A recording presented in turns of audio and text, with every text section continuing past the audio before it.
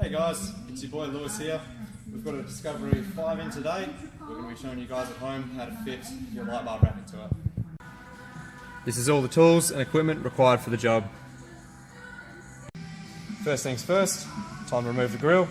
Remove the 4 trim clips on the top.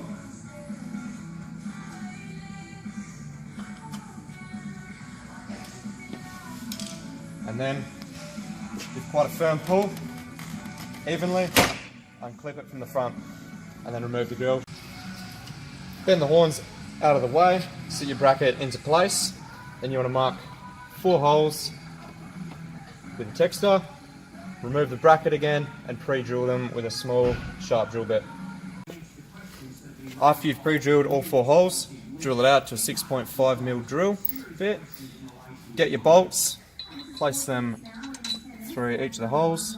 On these support bars here, you're going to place your spacer behind it, followed by a washer, and then your nylock nut.